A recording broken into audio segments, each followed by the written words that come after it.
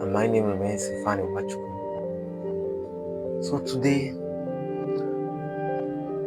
I'll be telling you, I met a young man some days ago, and though I haven't gotten his story, I don't know if I'll be able to get his story because I find it a bit difficult to get to. But his story is a very interesting one that I would have loved to share with us. But let me tell you about what for my personal observation. Having observed the graduates who have left the four walls, and as I'm still a student, I look at them and I look what their lives looks like. I don't know about you, but there's nothing exciting about it. And most times, those that we admire what the state of their lives to a certain extent, there is this ideology of it has to be outside Nigeria. That is, they were done with university and left. They went for service and immediately after service left the country. It's good, it's beautiful, but I just want to ask, is Nigeria possible? But I want to know if it has gotten that bad. I came across a video some time ago and I saw some young men, like a good number of young men, moving across the deserts. And then they moved to one ocean just to move to another. I'm like, have they gotten this bad? And the funny thing is that these people are learned. Like, they had the certificate. So I came to a conclusion. Listen to me. This might not sound very interesting, but this is the truth. I came to the conclusion that if all you got from the university, the college of education, whatever tertiary institute you went to, is a certificate. That's the greatest cheat you ever have experienced in your life. That's one of the greatest cheats, having graduating with a certificate. And I discovered that, do you know that it is inside the university that you are privileged to meet with various kind of human beings, various calibers, the future leaders, as well as the sound, as there are still some few elects that will find their paths through conscious study and observation, and we get to the top. It is in the university that you can network, connect to people that matter, build your career, test your idea, your principles. It's there that you can learn. I was listening to a message by Apostle Julius Selman. He said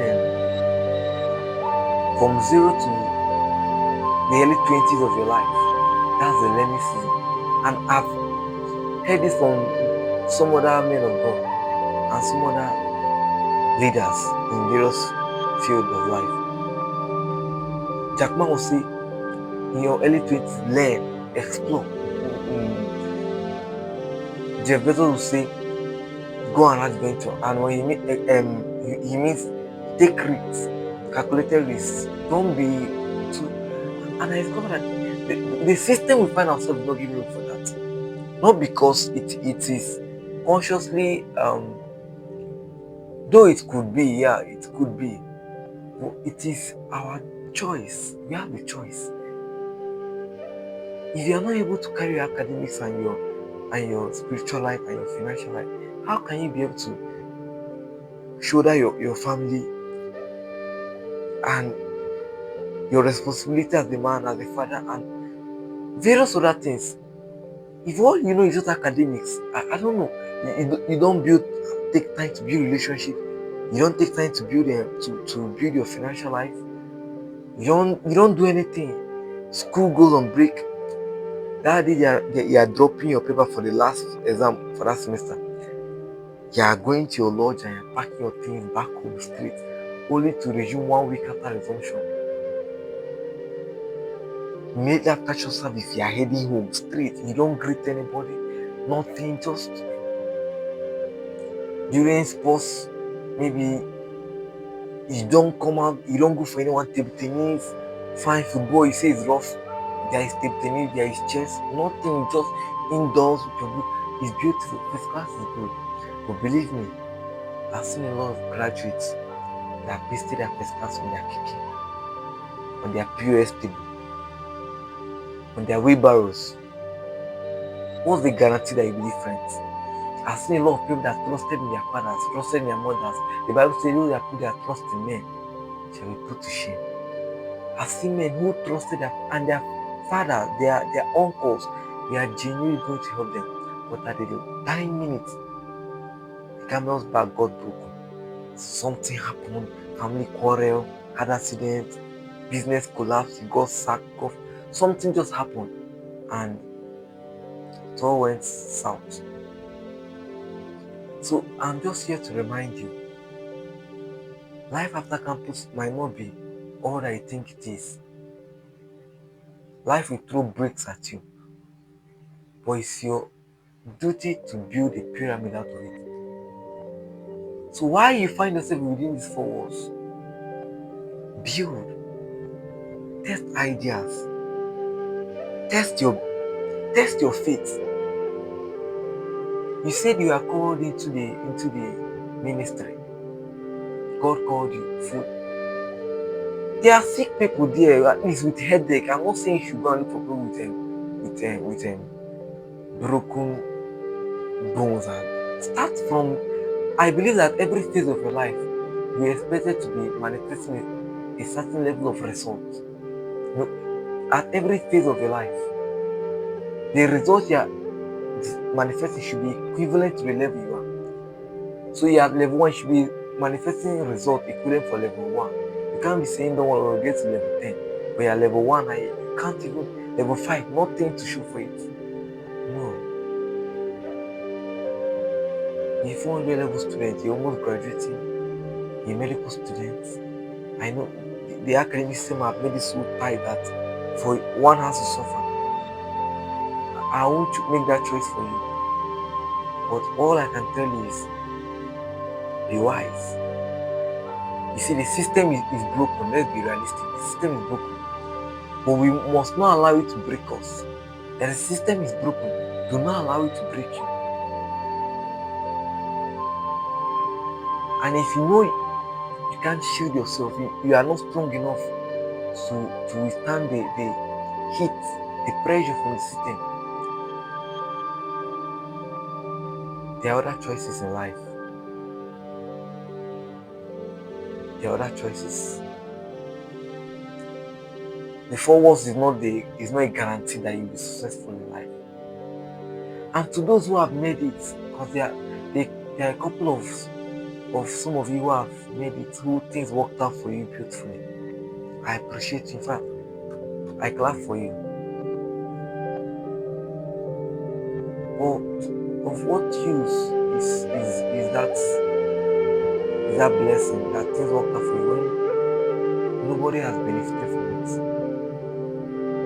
Remember you had secondary school friends. Remember those guys back then in school, in your university, your lodge, that laughed at you. You remember those guys that you drank Gary with? Remember those girls that all of you drink, eat one for one pot of indomie, one sachet of indomie that you bought 200 naira. All of you eat from that small pot before all of you graduated and you traveled out and you got employed. Remember those were roommates. Remember when that lecturer told you know how to graduate? Remember it was those roommates that came through for you. It was them that told you how to work. They carried your problems on their head. They made you feel important. Remember when it was hard for you to pay your school fees? It was your roommates that called their parents. It was them that contributed. Remember, some of them even paid half so that they could raise funds for you to pay your own half so you could write that semester exam. Now things are well for you, things are going well. And you most likely know that things might not be doing well for them, or you don't even know where they are. I'm just here to remind you, I'm not here to condemn you or tell you that you're bad. Yeah, nobody's entitled to anything. I'm just here to remind you of those people who were there beside you when nobody was, who grew with you. That female friend, you a guy, that female friend, she was just like for no just cause, she just believed, she just liked you and helped you with no ulterior motive. She will cook and bring it to your room. She will knock on your door, and at the door is where everything ends. No, nothing else. So she gives it to you. She did not do it once, not twice, not one semester, not 2 semesters. Remember that woman that used to buy something from her credit?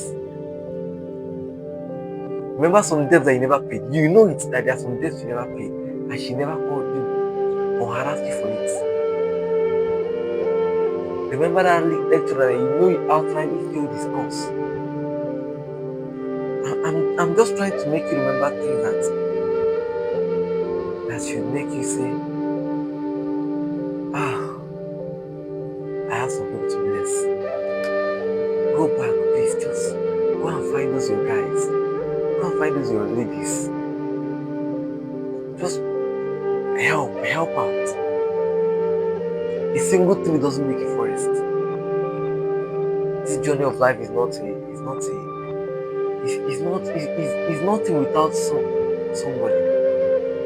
Of what's use life if everybody's dead? If there's nobody around you to benefit from that, what use is it? Not just your father and your mother. They are good, yes, but